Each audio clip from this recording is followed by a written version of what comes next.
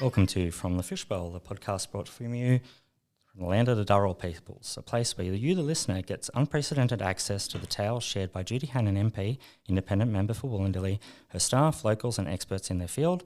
My name's Ben Banasic, I'm the Chief Advisor for Judy, and today we have Judy again. Good afternoon, everyone. Hello, and we're joined by Public Health First. Who's going first, Edna or Peter? Edna Carmichael from Public Health First. Yep. Peter Edwards, also from Public Health First. Awesome. And you guys wear many different types of hats and engage with the office and volunteer and do lots of things in the community. But in today's capacity, you're talking about the history of Bowral Hospital. So what I'd like to understand first is how public health came about and what got you involved. So maybe we'll start with you, Edna. Well, it was a group of people, knowing them some well, others not knowing them very well. And it was a matter about the hospital being announced to be a part of a private partnership, and having backgrounds in politics and interested in community and things. As a group of people, we thought, what can we do about that? And so we got So what year was that, Edna? This all started really and truly in 2016, I suppose, is, when we really got together and started saying, well, what are we going to do about this? And so a group of 4 people, including myself, nominated themselves to sort of be the steering committee for a broader group of people within the community. And Peter, what brought you into the group? Were you in the original group or you came along later? Or Yeah, I turned up about this first day at the hospital when the group had decided to come to inquire about what is going to be built at the hospital.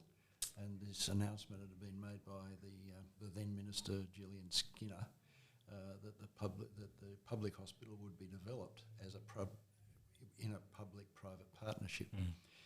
Bowral was one of 5 hospitals that she'd announced would be in this PPP process, and we understood from other sources that most communities did not want to lose their public hospital, and that was backed up very strongly by people in the Nursing and Midwives Association and various other elements of the community. So we had a fairly broad group of people from varied backgrounds. My own background, I'd spent 5 years of my life working in the New South Wales Health Department in the asset management area, which delivers hospitals.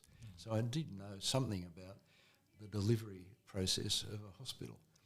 I wouldn't say I'm an expert at it, but I'd spent 5 years doing it, so probably more than most other people. So do you think our community as a whole were against it? Was there a reaction? There was a reaction when we started to say, well, how would we organise this, sort of protest or campaign, whatever you want to call it. We started to think about all the things that were happening within the community, how we could access people. And on any one day we might get, 200, 400 signatures on, papers and things like that, so that there was plenty of interest. And we, as a group, eventually had called a public meeting, and there were almost 400 people who turned up. So there was a lot of interest about what was going to be going on about the hospital, and there was not a lot of information either. So what sort of information were you given at that particular point?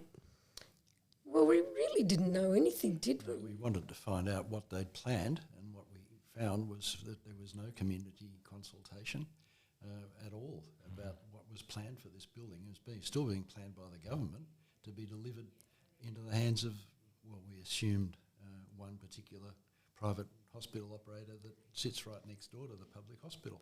And in the back of our mind, the original announcement by Skinner of $50 million for the redevelopment of the hospital, was a pork barrelling event for the up-and-coming election, and then to have the announcement not long after that of the private partnerships just made us sit back and think, well, hang on a minute, they're going to give us money, but then the money's basically going to be going to the private hospital for them to make changes, do whatever they want, because the public hospital itself was in a very sad state at that time. So what was the outcome of the community sort of uprising a little bit and that money that was going to be spent on a PP? How did that eventuate? Was that continued with, or was that stopped? I know the answer, but I'm curious to see your perspective. It was stopped eventually in its tracks because by that stage the government had seen the wisdom of replacing that minister with Brad Hazzard. Pardon me. And Brad Hazzard was a much more open person to talk to. We went to see him a number of times. We didn't like what was going on and how it was being proposed. And one by one, the dominoes of the other hospitals fell over. The first one, I think, to fall was Goulburn, and then there's a big one at Maitland, another one at Wyong, and another one at Shell Harbour. Now, all of those have progressed to a much larger extent than Bowral ever was going to progress. Shell Harbour, I think, is somewhere near the $700 million mark.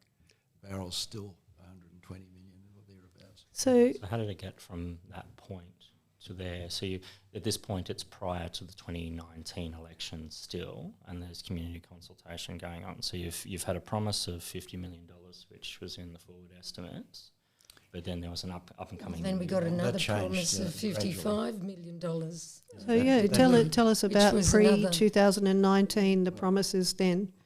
There was a master plan developed in 2016 for the whole hospital. It was in 3 stages. Stage 1 was more or less what's been delivered in 2020, except for one wing. That building was supposed to be a U-shaped building. It's now an L-shaped building. It's missing a wing. And there were 2 other separate buildings, and there were other works associated with that. The administration building, the old administration building, was not intended to be changed, but that's history. The master plan subsequently has been dropped. So did you get any feedback into that master plan, and were you happy with that master plan and the 3 stages that were promised? The meeting that we called in Bowral was followed by a meeting that South West Sydney Local Health District were manipulated into running for the community. And at that meeting, the 3-stage plan for the redevelopment was displayed and explained, and the then CEO, Amanda Larkin, was primarily the front person at that meeting. And in that meeting, it was going to be that a clinical services building would be stage 1, and that clinical service building then, when it was completed, stage 2 would take place, and that stage 2 would have a combination of other clinical services and beds, because the Milton Park Board then and the other buildings around the hospital, various ones, had all been deemed not fit for purpose. So there was to be a demolishing process, and that the stage 1 and stage 2 would be providing over 100 beds by the time we got to about 26, and that basically the clinical services with 2.5 theatres would be built. We haven't seen the fruition of all of those things. Yeah, the community was happy at that point, I guess, because we had increase of beds. And I think in some ways the community still didn't understand that even though that redevelopment would take place that way, that many of the types of services that the community would be looking for would still not be available. So let's roll forward a little bit. We've got this promise of a 3-stage commitment.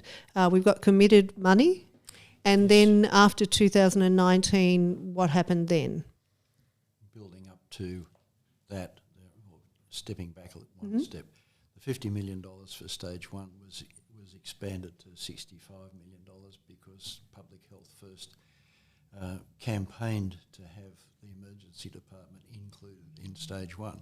It wasn't planned to be in stage. Well, the building was planned to have a space available for emergency for the future, but it was shown on the drawings as being a car park on the ground floor. Yeah. So we campaigned strongly, and we were believed by Brad Hazard, and that changed Great work. the scene. And they brought in the emergency department with another, well, it turned out to be about $16 or $17 million ultimately. Excellent. To finish that off. And that was prior to the election still, so that's prior to... Yeah, that's right. Yes. Once Jai Rowell had lost his position here in Wollondilly, Nat Smith came along, and we had several meetings with him as the local member, and in those meetings, all the way along, we kept getting the idea that the hospital was going to, or the master plan as such, was going to go ahead, and that there would be money. The $55 million that had been promised was going to start appearing in the budget papers at that point, and then that the whole process was going to go ahead. And it took us a while to realise that was not actually going to be happening. So is this because the money didn't turn up in the budgets? It did. The money, and I've got a little chart that I'll leave with you. In 2019-20, there was nothing. It was just the finishing off of stage one. But 2021, stage two was announced as new works, and it had a $4 million allocation out of a $55 million budget. The budget for stage two has always been $55 million. The next year, a further nearly $9 million was allocated, and then a following year, $8.5 million was allocated, and last year, $12.3 million was allocated. So that brought the total allocations up to $33.8 million. Which is short of what you were originally promised for the stage. $22 million, or nearly $22 million, still sitting in the Treasury waiting to be used in Bowral Hospital. Okay. All was taken out of the forward estimates and used on other projects, which is... Well, we don't know. Yes. Well, we're unsure. Well, it's cabinet confidence. But This what is, happened? Yeah. And this is the argument that we sort of discuss with departments and new ministries, because you can't find out the information, because then they'll just raise their hands and say, well, it was a discussion of the cabinet at that time. We don't note those things. And so be it. What we do know is that part of the $55 million was used in the stage one building for the clinical, for the sterilising department, for the pharmacy, and also to fit out the renal unit. So it's sort of been shifted around a little bit, that money. And I guess there was no news for a while, and you're probably sitting there patiently expecting stage two to really kick along. Is that fair? That's true. Until we had the plan. We saw the plan. We saw all the documents that were produced for the state significant development for stage one, and you can still find them on the website in the planning department. They were approved, and part of that was the stage one building and the future stages 2 and 3. So that brings us forward, I guess, to when I came on the scene and we started to ask questions as where stage 2 was actually happening. And we had a meeting with the Minister for Health, and we brought in health infrastructure. Yep. Tell me what happened at that meeting, Edna. It was like being back in the classroom, and we were going to be sitting down looking at a PowerPoint presentation, when in actual fact our intention, and expressed very clearly to the present Minister of Health, that we wanted him to come on site and see how the work that was progressing at this moment was actually going to prevent the continuation of what was originally the master plan. When we got to that meeting, it was a matter of being told about the progression of what we would call the renovation of 2 buildings and not a redevelopment. We were very, very unhappy about that because the major redevelopment site, the Milton Park ward, really hinders any great progression without getting back to what was one of the central reasons explained to us by Brad Hazard for the need for the redevelopment of the hospital, was because the hospital is a collection of numerous buildings and none of them are really properly connected to each other in a hygienic way, really, because you would have patients being wheeled around in their hospital beds under a covered walkway, but not covered in walkway. So when we went through this whole process, I would say that the meeting really achieved not very much at all, because the project manager, the South West Sydney or Southern District aerial manager for health infrastructure, those 2 people told us for about the 3rd time they'd never heard of the master plan. I think that was the most shocking news. That was that the they most had shocking never heard news, of it.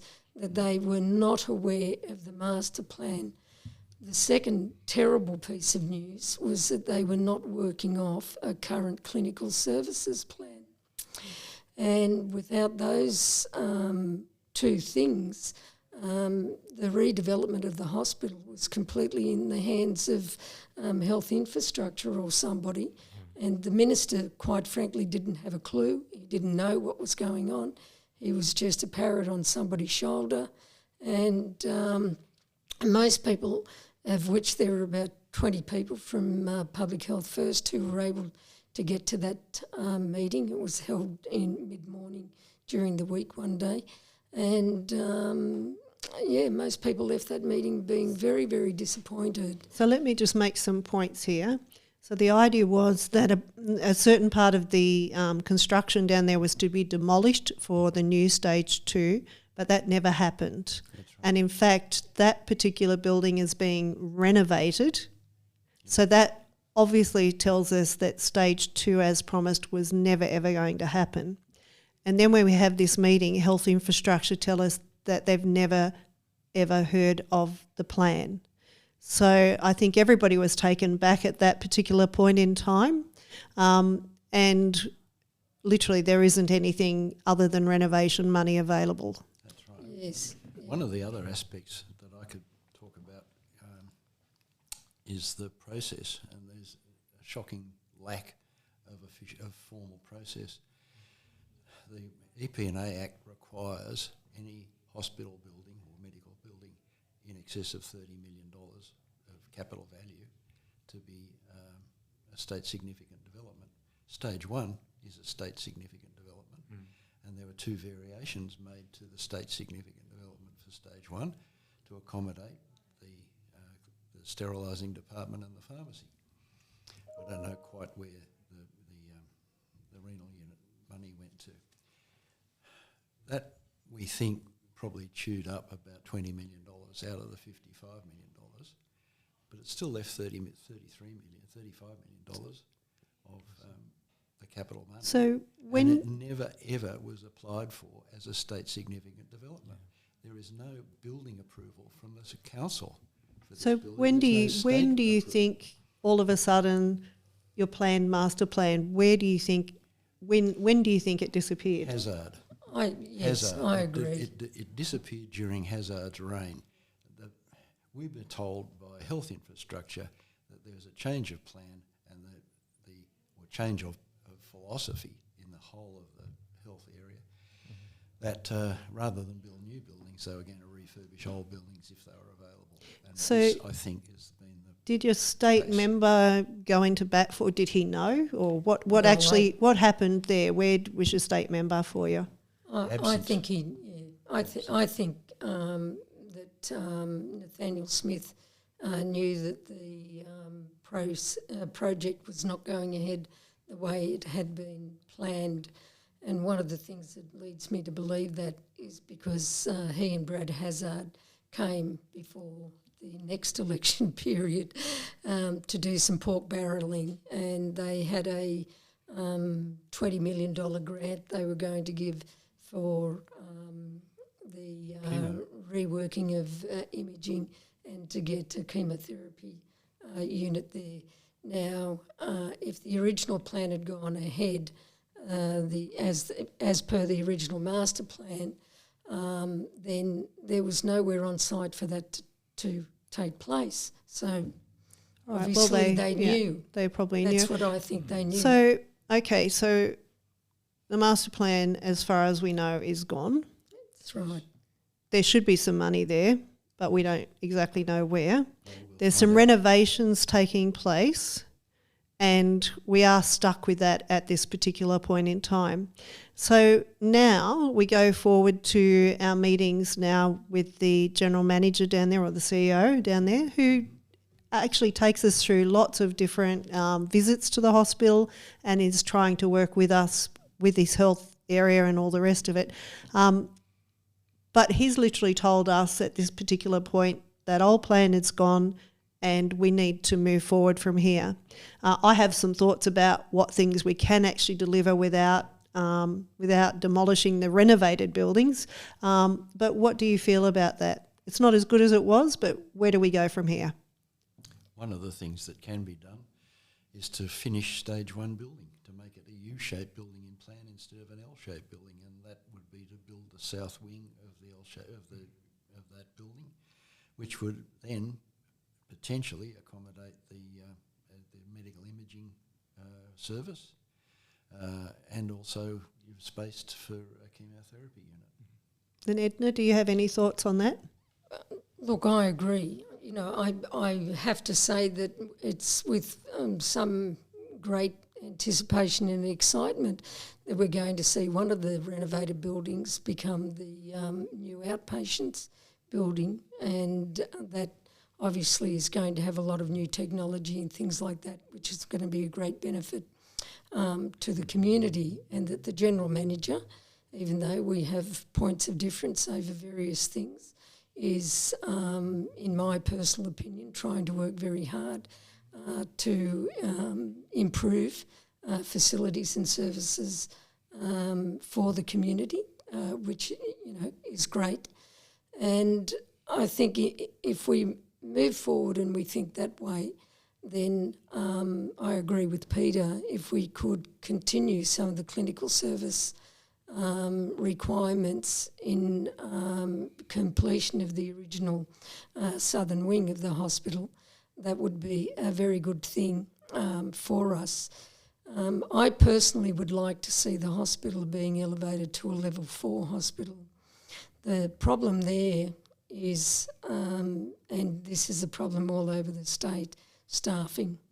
It's an enormous problem. This government came into power saying staffing for hospitals. There's been very little in the media to show how that's changed at all, and it certainly is a requirement, because if we look at, for example, the number of people in the Southern Highlands who have mental health issues, who need chemotherapy, have high-level dialysis needs, and if you just think about chemotherapy or dialysis, it's not like they're just coming along once a month or something. That's an enormous amount of life out of somebody having to come all the way up to Gregory Hills, for example, for dialysis 3 days a week. So any sort of improvement that could happen in those sorts of things. So you talked about two different things. You talked about the building, but you talked about the clinical services plan are the two things that are missing. We've talked about the building, and I think what we're hedging on is what we want is a clinical services plan, talking about what sort of facilities, what sort of services we can actually operate with I can take you... Sorry, just if I can just explain for the listeners, because not a lot of people understand what that CSP or that clinical services plan is. It goes through not only what could be potentially delivered there at the hospital, but it's based on population growth and estimation figures, as well as growth figures in the future and ageing population demographics. Now, what we've found, and you guys pointed this out pretty quickly, is that information is wrong because it's outdated. It doesn't take into consideration any of the growth at all in Wollondilly, nor does it take into consideration the growth in Wingecarribee and also the increase of population with density of houses, etc., with additional dwellings. So all of this plan that they were basing stage 1 and 2 on is based on an old CSP with old information. So even if they're now looking to new buildings, the problem that we had is that it's going to be based off, again, the wrong information. So that's where that CSP really covers. It's an all-encompassing document. That's right. And I was going to raise that point, the exact same point. And when the original master plan was being constructed in the clinical services plan, it was from the 2011 census. So it was already, behind the just times. unbelievably out of date.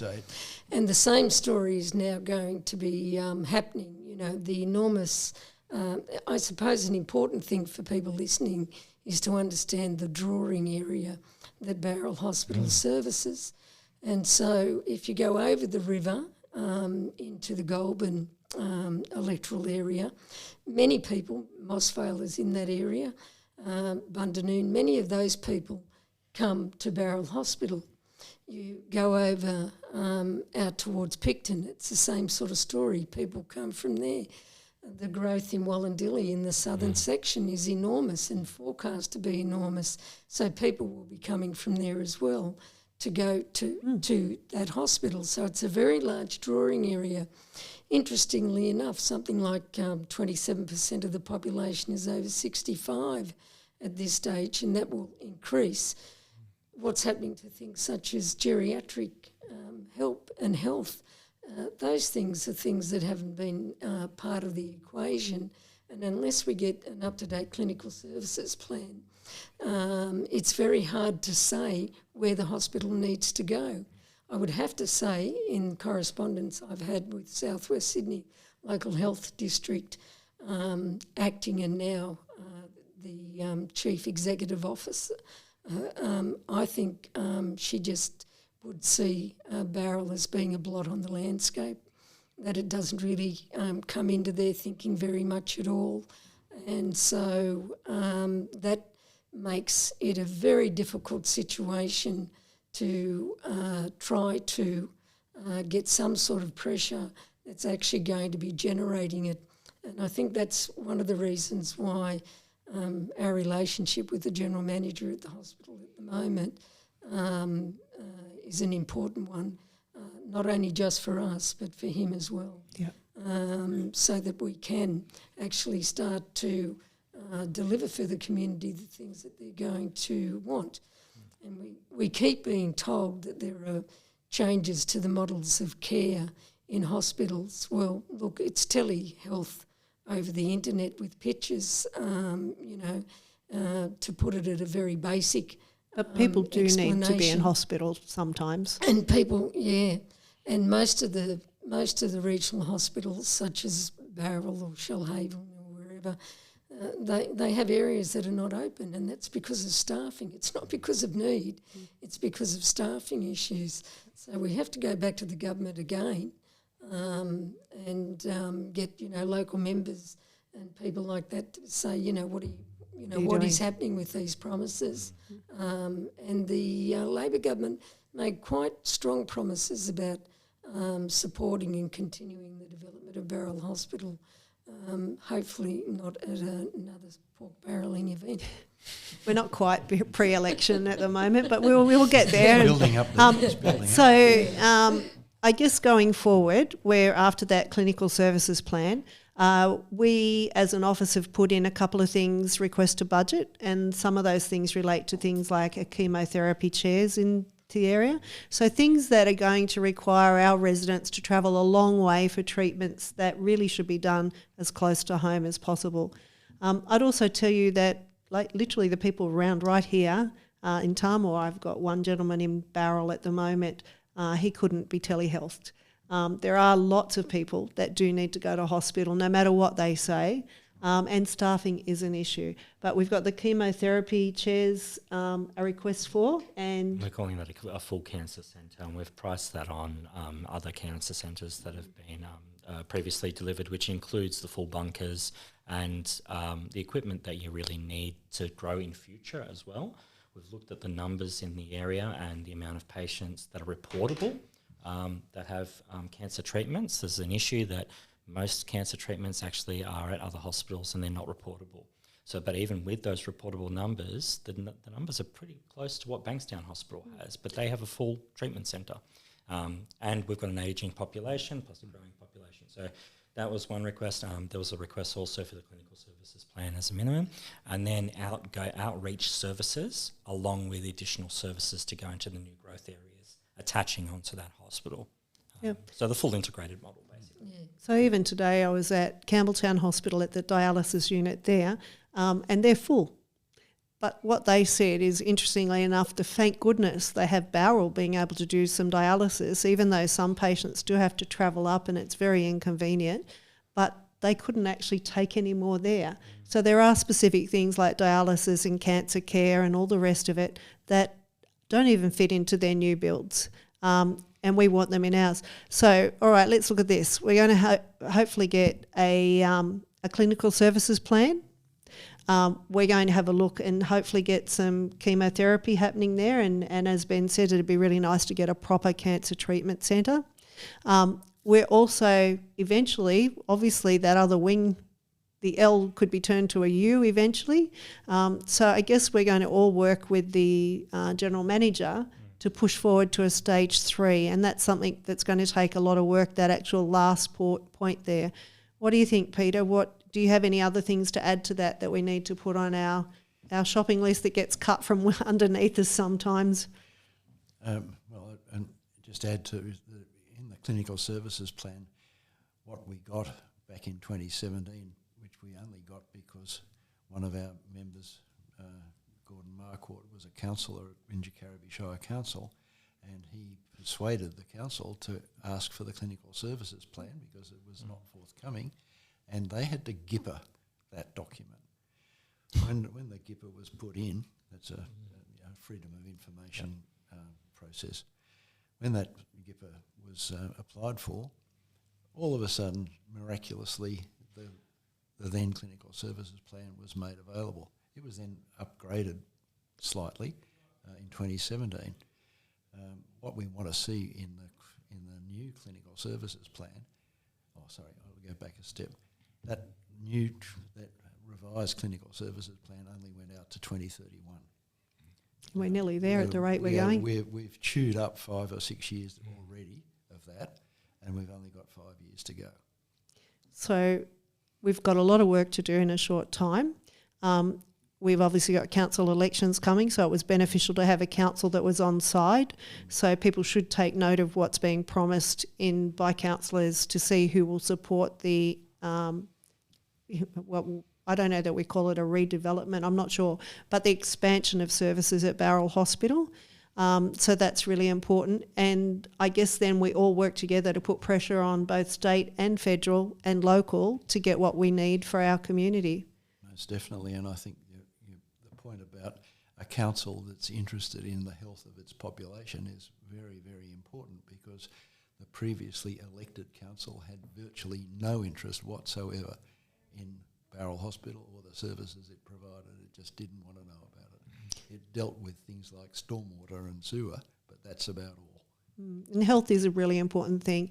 So I'm going to close us down, but Edna, some final words from you? Well, I think one of the things I've got to say is that the progression of things is being speeded up because of the work that you've been doing on our behalf, and also Wendy Tuckerman, who was also, even though a member of the opposition, she was member of the government when all of this stuff started and continued, and she herself is quite concerned about the hospital. So I've got to say that it's only really and truly a matter of keeping the ball rolling, and if we can do that in any way, shape or form and put pressure on the government somehow or other, we're very happy again, to meet with the Minister, Ryan Park, again over these sorts of issues. But at the same time, the leadership in things like this has to come from on high sometimes. And so Stephen Jones is also trying to assist us. That's so great. We have to say, thanks very much for the support that we've been getting. And Peter, anything? Well, from my background, planning is the key issue. It starts with a clinical services plan. It manifests itself in terms of the services to be provided, subject to staffing, of course, and also the facilities in which these services are actually delivered. And what the community is now faced with is a hospital that is not going to grow in terms of inpatient service. It's going to just be static, because there will be no further beds delivered to this hospital under this plan. And we'll keep working to stop that happening and make sure our community get what it needs. What I'd like to say is thank you very, very much, everybody, because it's your work that raises these issues, and you're the ones that, behind your Member of Parliament, Wendy and myself and Stephen Jones, that keep speaking, and we'll get some results. Thank you. All right, thanks.